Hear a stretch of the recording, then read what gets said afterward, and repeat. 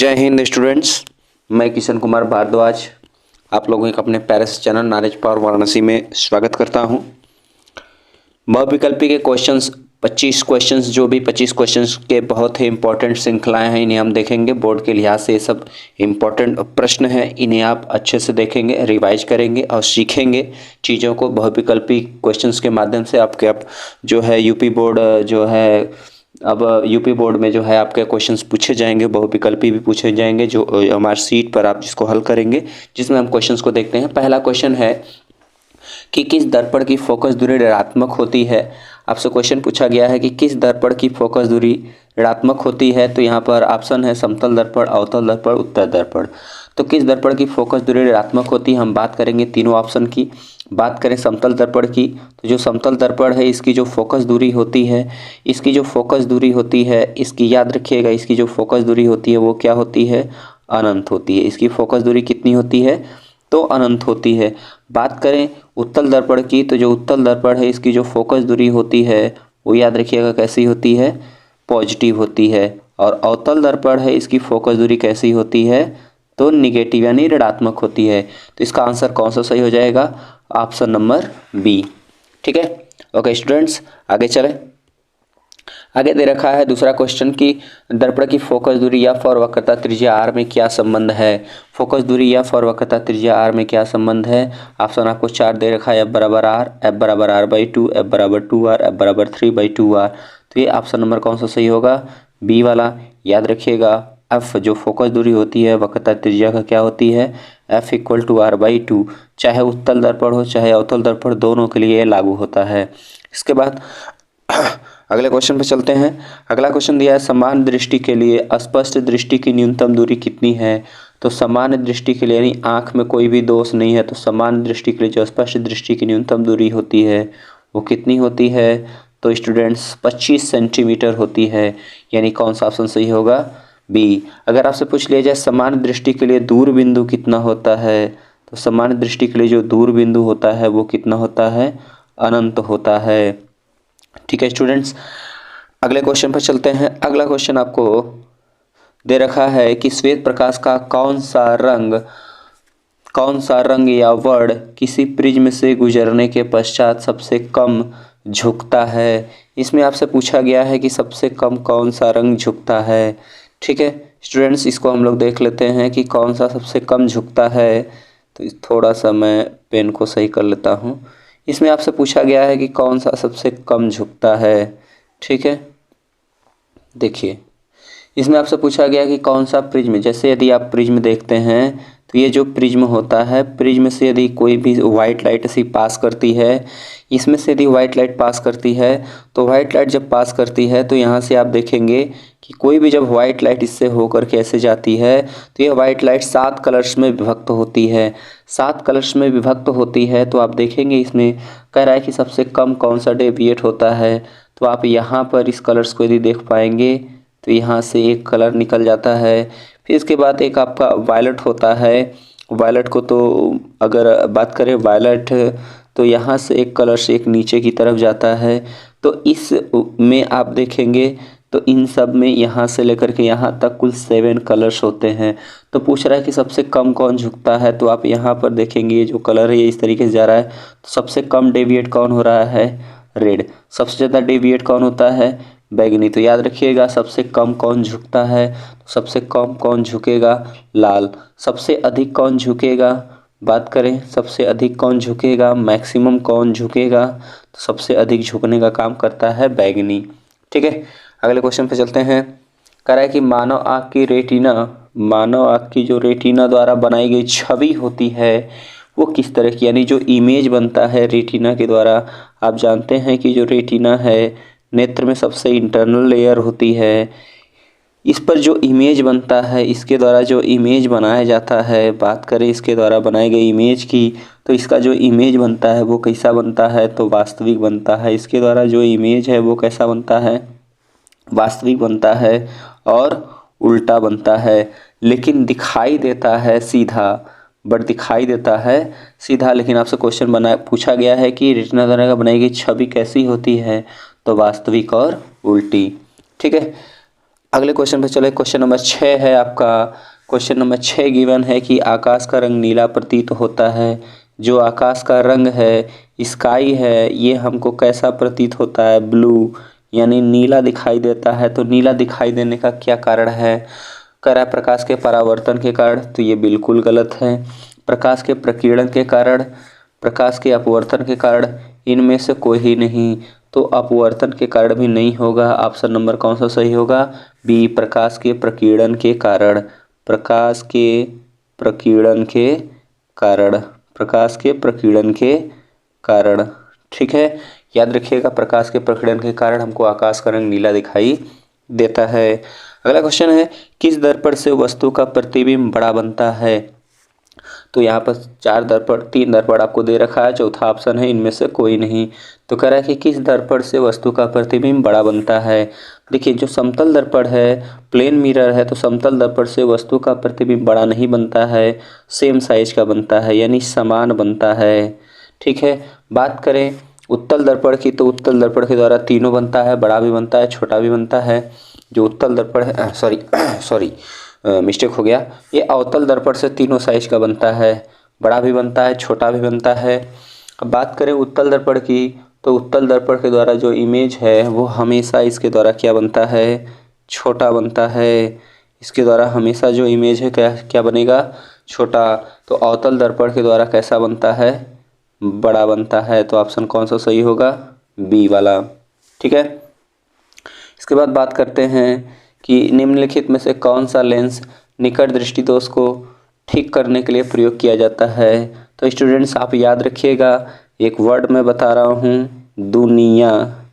आपको थोड़ा सा इस तरीके से लिखना है जैसे मैं बता रहा हूँ, दुनिया।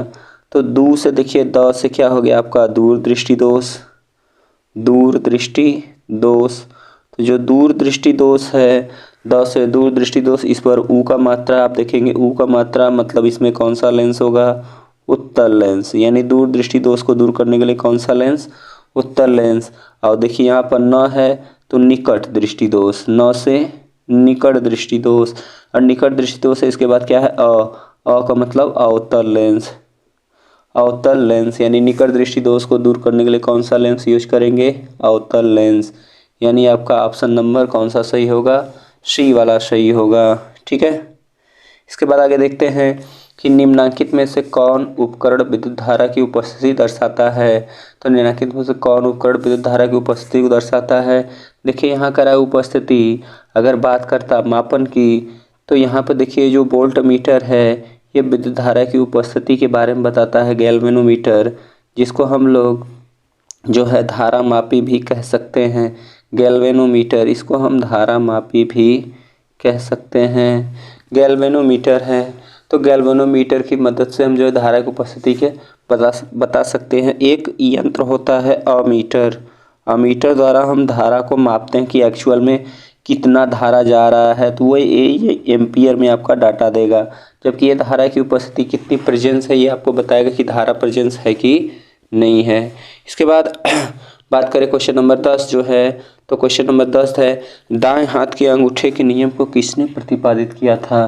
तो दाएं हाथ का जो अंगूठा है, आप देखेंगे कि दाएं हाथ का जो अंगूठा है, इसको दक्षिणावर्ती कार्क स्क्रू का भी नियम कहते हैं। इसको दक्षिणावर्ती कार्क स्क्रू का नियम भी कहते हैं।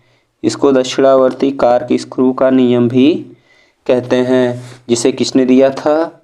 मैक्सवेल ने दिया था। जिसे किसने दिया था? मैक्सवेल ने दिया था। तो ये कौन सा ऑप्शन सही होगा? Option number D. इसके बाद क्वेश्चन नंबर 11 है कि विभवांतर का एसआई मात्रक क्या होता है? तो विभवांतर का एसआई मात्रक क्या होगा? तो विभवांतर का एसआई मात्रक वोल्ट होता है। विभवांतर का एसआई मात्रक क्या होता है?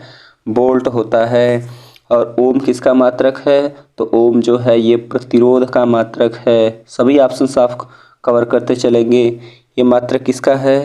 तो यदि आपसे पूछता है कि ये मात्रक किसका है, तो ये आपको याद रखना है कि ये किसका मात्रक है?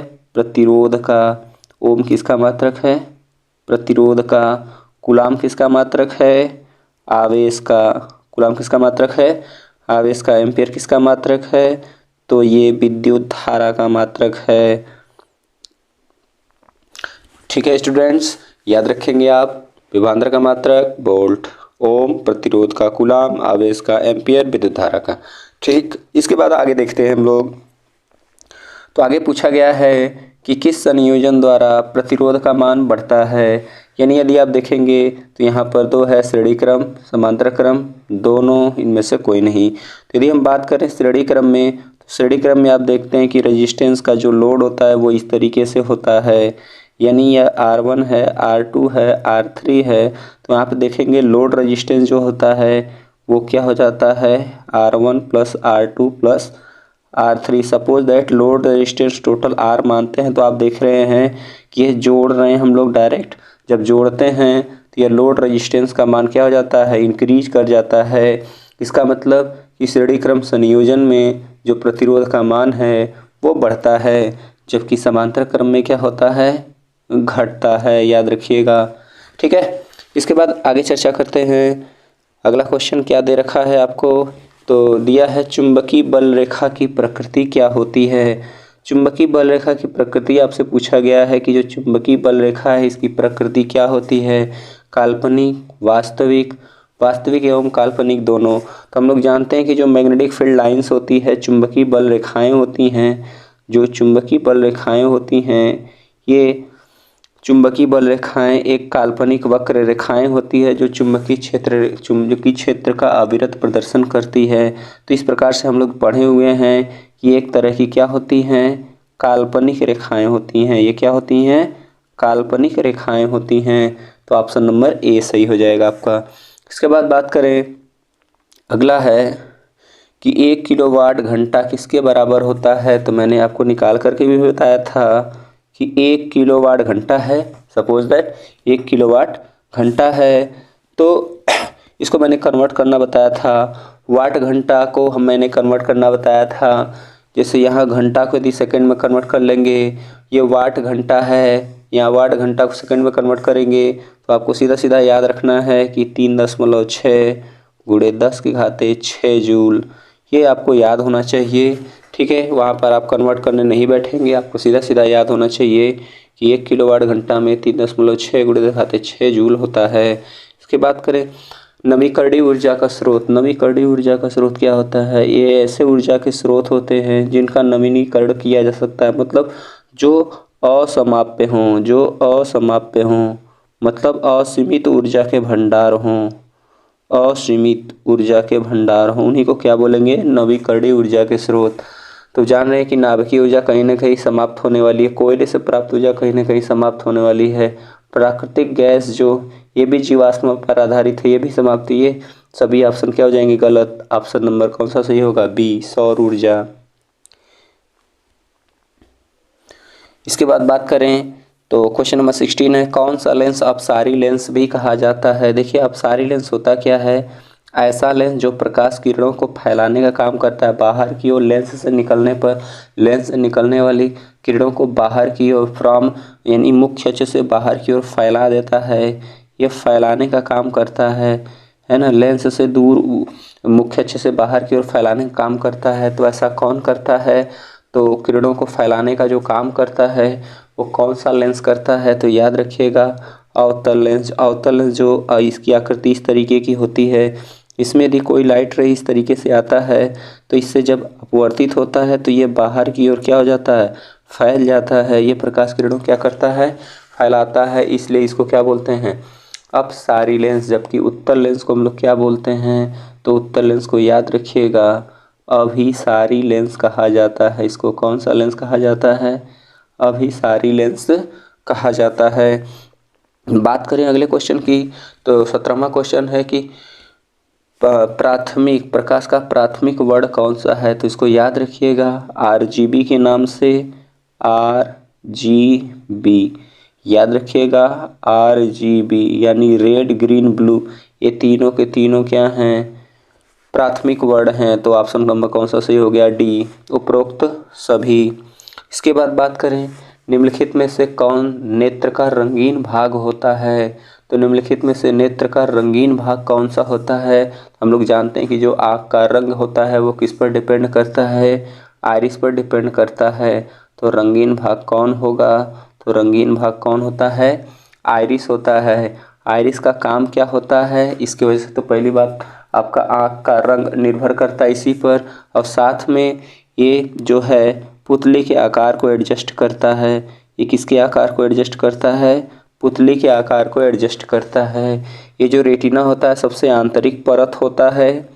रेटिना क्या होता है? रेटिना सबसे आंतरिक परत है जिस पर क्या बनता है? इमेज यानी प्रतिबिंब बनता है। ठीक है, रेटिना पर प्रतिबिंब बनता है जो वास्तविक और उल्टा होता है। ठीक है, और कार्निया क्या होता है? नेत्र के सामने जो आपका उभरा हुआ गोलक वाला पोर्शन होता है उसी को रेटिना कहते हैं। रेटिना कार्निया कहते हैं। कार्निया से होकर के ही प्रकाश आँख में क्या करता है? प्रवेश करता है। ठीक है, ये पिपिल है। पिपिल मतलब ये हो गया आपका पुतली। ठीक, इसके बाद क्वेश्चन नंबर 18 कह रहा है कि 1 HP का मतलब हार्स पावर, जिसको अश्वशक्ति कहते हैं, जिसको आपने पढ़ा होगा अश्वशक्ति। तो ये हार्स पावर होता है। एक हार्स पावर में याद रखिएगा 746 वाट होता है। तो इसलिए ऑप्शन कौन सा सही हो जाएगा? ऑप्शन नंबर ए आपका क्या होगा? सही हो जाएगा। ऑप्शन नंबर ए आपका क्या होगा? सही होगा। इसके बाद 20 नंबर है विशालक शीशा यानी मैग्नीफाइंग लेंस, जो जूम करने वाला काम करता है, कौन सा ग्लास होता है? Magnifying glass. तो याद रखिएगा कौन सा लेंस? उत्तल लेंस। इसके बाद बात करें कि जब किसी चालक से विद्युत धारा प्रवाहित होती है तो गतिशील कण, कौन सा कण गतिशील होता है? तो याद रखिएगा कौन सा होता है? इलेक्ट्रॉन गति करता है, इलेक्ट्रॉन। और ये किधर गति करता है? अगर मान लीजिए धारा इस साइड को मूव कर रही है तो इलेक्ट्रॉन का जो पार्टिकल है जस्ट इसके अपोजिट मूव करता है। यानी विद्युत धारा राइट साइड जाएगी तो लेफ्ट साइड कौन जाएगा? इलेक्ट्रॉन्स। यानी जब किसी चालक तार से विद्युत धारा प्रवाहित होती है तो गतिशील कण कौन होता है? इलेक्ट्रॉन होता है।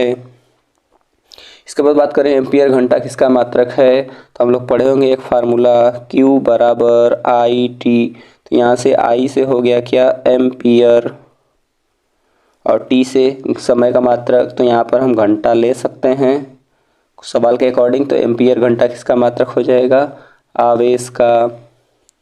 इसके बाद क्वेश्चन नंबर 13 है कौन सा मात्रक वाट के बराबर है? तो हम लोग जानते हैं कि वाट शक्ति का मात्रक है और हम जानते हैं कि P बराबर होता है W/T।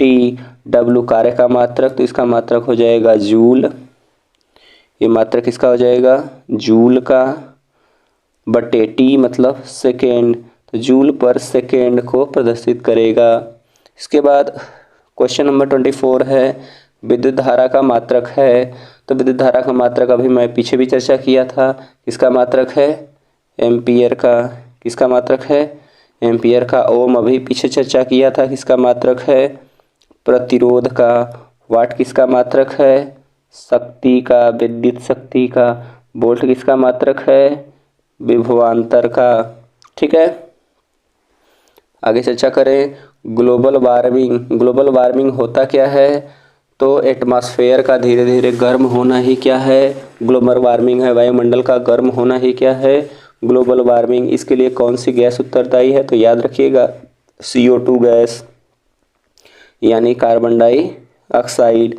ये प्रकृति में जितनी मात्रा में बढ़ेगा वायुमंडल उतना ही गर्म होता चला जाएगा। तो ये 25 क्वेश्चन रहे जो बहुविकल्पी और बहुत इंपॉर्टेंट भी हैं। आप इनको अच्छे से कवर कीजिएगा, तैयार कीजिएगा। ओके स्टूडेंट्स, धन्यवाद।